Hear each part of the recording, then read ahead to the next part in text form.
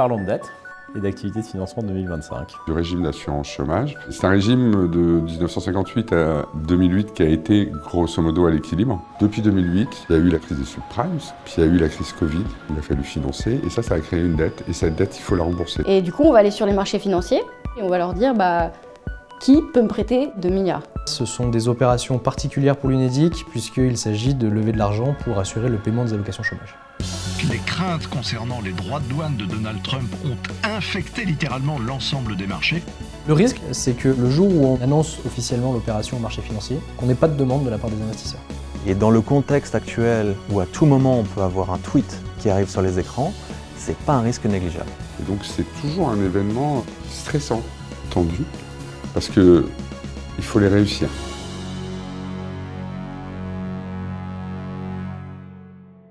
L'UNEDIC a des recettes qui viennent des cotisations patronales et de la CSG, mais elle a des dépenses pour payer les allocations, bien sûr, mais aussi pour financer France Travail. Quand c'est à l'équilibre, c'est formidable, mais des fois, on est en déséquilibre. Et pour équilibrer les comptes, sur une certaine période, il a fallu s'endetter, c'est-à-dire aller sur les marchés obligataires à l'international pour emprunter de l'argent afin de faire face à nos dépenses.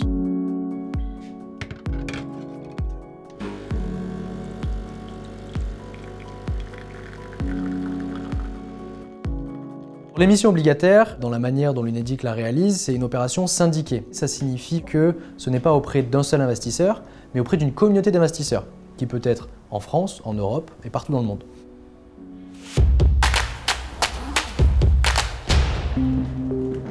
Ces roadshows sont extrêmement importants pour faire connaître le modèle, expliquer comment on fonctionne, les recettes, les dépenses futures, les modes de gestion, les modes de régulation, comment on équilibre les comptes à moyen terme. C'est des éléments extrêmement importants pour les investisseurs qui ont le choix dans le monde d'investir sur beaucoup de choses et qui ne connaissent pas tous forcément l'UNEDIC.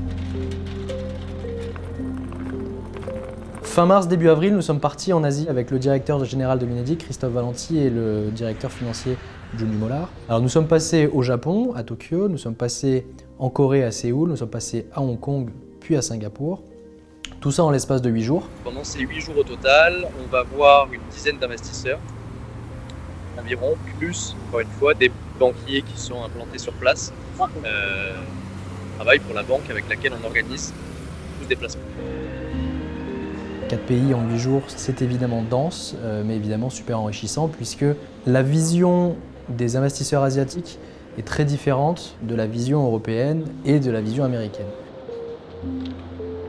Même si on est une devise en euros un peu moins centrale dans leur sujet, même si voilà, il se passe des choses au niveau international, il y a quand même la question de la stabilité du dollar.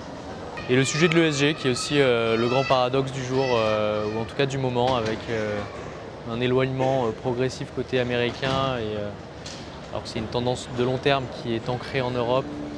ESG, c'est un acronyme qui vaut pour environnement, social, gouvernance. Donc c'est en fait une manière d'analyser les sociétés dans lesquelles un gérant d'actifs comme nous investit au prisme de 3 critères. Donc un critère très classique qui est celui de la gouvernance des entreprises, mais aussi la dimension environnementale. Et enfin un 3e pilier qui est le pilier social. On voit aujourd'hui qu'on a des émetteurs importants qui s'engagent résolument sur le sujet et qui ont la capacité à démontrer l'impact de ce qu'ils font. L'UNEDIC en est un bon exemple. Le décryptage éco et donc cette panique, Fanny Guinochet, sur les marchés financiers, la guerre commerciale lancée par Donald Trump fait tanguer l'ensemble des bourses. Effectivement, ce matin c'est le plongeon sur les bourses asiatiques, moins 3% en Inde, 7% de moins à Tokyo, jusqu'à moins 10% à Taïwan à l'ouverture. C'est dans la droite ligne de la chute des marchés à Wall Street aux États-Unis, qui la semaine dernière ont connu la pire semaine depuis le Covid. L'émission obligataire, c'est un process qui est assez long dans le temps, puisqu'on parle souvent de l'exécution le jour J de l'émission. Donc ça, quelque part, c'est assez rapide, ça dure un jour, voire même une seule matinée. Néanmoins, c'est un process assez long dans la mesure où il faut préparer l'émission en amont. C'est la phase durant laquelle nous allons concrètement décider du type de projet que nous allons annoncer au marché. Suite à l'annonce des droits de douane par Donald Trump, on a vu la volatilité grandement augmenter, que ce soit les marchés actions, mais aussi les marchés obligataires. De nombreux investisseurs pourraient ne pas souhaiter participer à des opérations au regard du contexte et au regard de l'incertitude. Le marché est d'une volatilité extrêmement forte. On a bien sûr tous entendu les déclarations politiques, les revirements sur les droits de douane, sur la situation géopolitique, sur les guerres, ce qui fait que le marché a pu bouger extrêmement vite. Donc ce qui pouvait être avant des périodes à peu près sur 1 mois, 2 mois, vous avez à peu près la stabilité, là dans la même semaine, ça peut changer. Donc là, on est dans une situation très particulière. L'opération qu'on discute aujourd'hui entre la direction générale et les équipes financières de l'UNEDIC peut à tout moment tomber à l'eau. Plusieurs sujets qu'on va évoquer, c'est 1, est-ce que ça vaut le coup d'y aller? On regarde ce qu'on voit.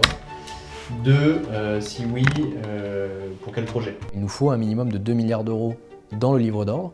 Alors certes, on a la capacité de réduire la taille de l'émission, mais le signal envoyé à la communauté financière et aux investisseurs serait mauvais pour l'UNEDIC. On avait discuté de 3 projets éventuels, 10 ans, 12 ans, 15 ans. On a notre préférence pour rester sur un 10 ans. C'est ce qu'on s'était dit, ouais. Exactement. Et au regard de tout ce qui se passe, on a le sentiment qu'il faudrait octroyer un peu plus de concessions au marché et aux investisseurs pour éviter d'avoir à vivre ce qu'a pu vivre l'émetteur français ce matin, à savoir une moindre demande. Faut y aller, hein.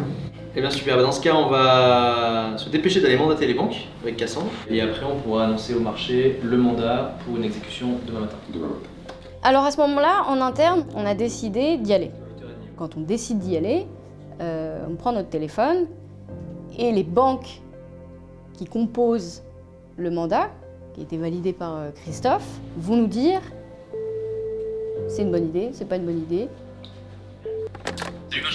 Salut Florian. Écoute, je t'appelle parce que je viens d'avoir une discussion à l'instant avec Christophe pour valider le projet. Donc on va bien y aller. Ah bah excellent, super nouvelle, super nouvelle. C'est vraiment la veille qu'on le sait, donc on prépare les choses en amont, on échange énormément en amont, et une fois que l'UNEDIC a décidé que voilà, c'était le bon moment et qu'il se sentait capable de faire l'émission, ensuite la dernière décision à prendre c'est qui va nous accompagner. Toutes les plus grandes banques internationales sont en concurrence pour accompagner l'UNEDIC dans ses opérations obligataires. Les montants qui sont levés, ils sont très importants. C'est important du coup qu'il y ait aussi une variété de banques qui soient impliquées, certains avec des capacités plus européennes, d'autres plus américaines, des banques et beaucoup de banques globales. On a choisi 5 banques qui vont nous accompagner sur cette opération et qui seront là demain pour réaliser cette opération et parler en direct aux investisseurs et essayer de leur vendre les titres émis par l'UNEDIC. On aimerait pouvoir annoncer là dans les prochaines minutes afin de se donner un maximum de visibilité, notamment auprès de la base d'investisseurs asiatiques qu'on a. Et évidemment, l'exécution serait demain. Qu'est-ce que tu en penses? On peut y aller, ouais, on peut y aller demain. Le marché est bon, donc... ouais, on est bon là. Bon bah super, allez à tout à l'heure, merci beaucoup.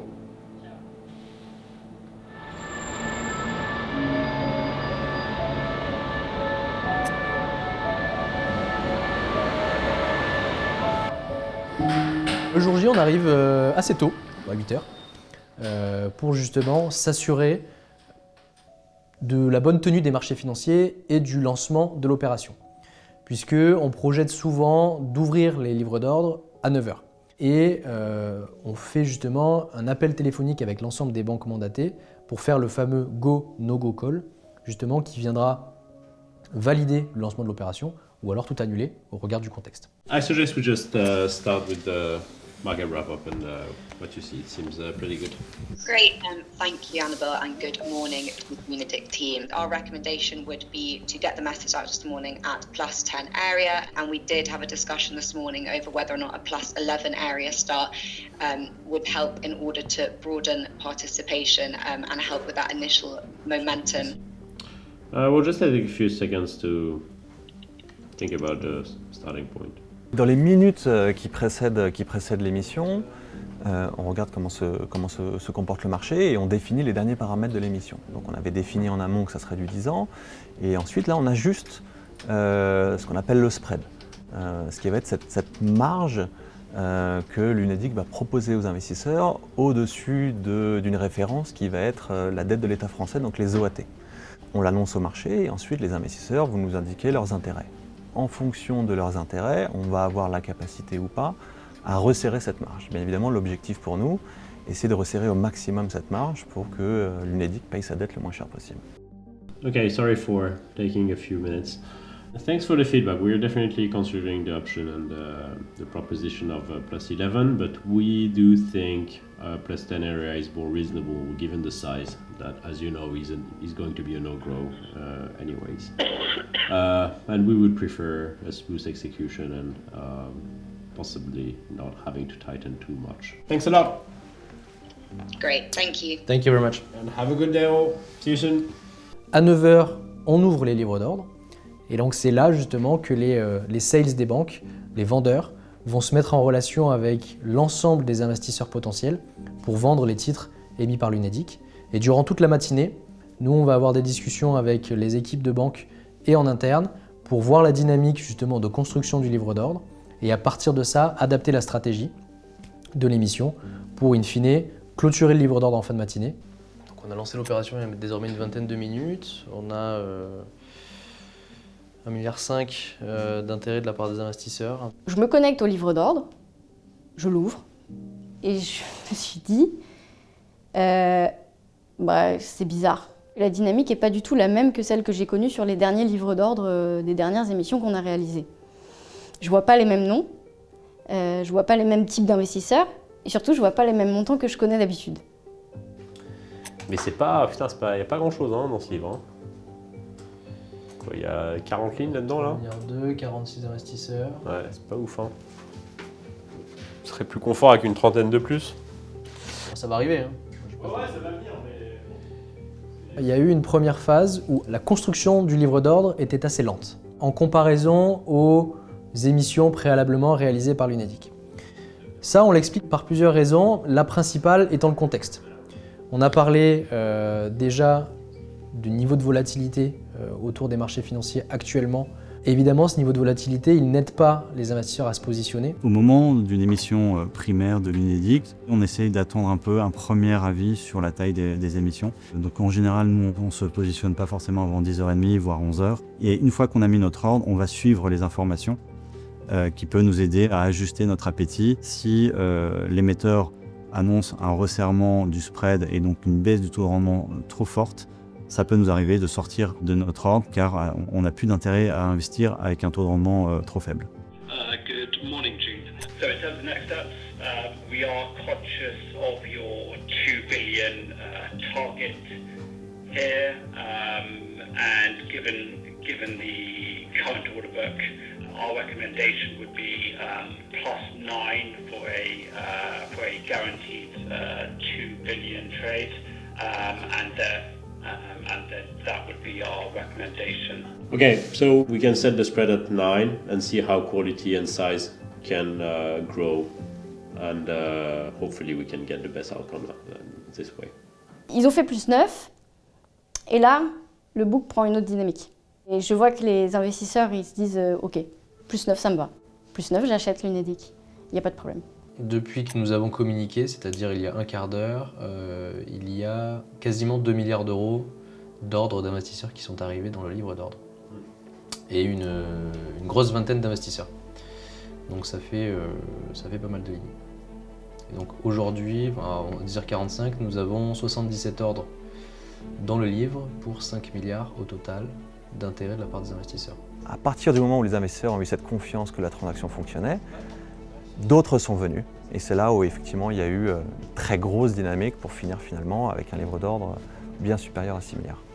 6 milliards 6 milliards 6. Moi j'avais dit 7 milliards sans investisseurs. On est à ça. Plus de 6 milliards de demandes, donc 3 fois ce qui était proposé au marché. Donc un très grand succès. C'est un succès dès lors où en fait on a les 2 milliards avec des investisseurs qui sont qualitatifs, des investisseurs qui ont conscience de là où ils mettent de l'argent. Les missions sociales qui sont portées par l'Unédic, ils en ont aussi conscience. C'est un super boulot d'équipe, je pense que c'est important aussi de le dire. Alors le jour de l'émission, c'est très concentré entre quelques personnes puisque ça va très vite, il y a beaucoup de discussions. Néanmoins, c'est vraiment un travail collectif entre les équipes financières, la trésorerie, les équipes front office, le directeur financier, le directeur général qui permet d'arriver à ce genre de succès.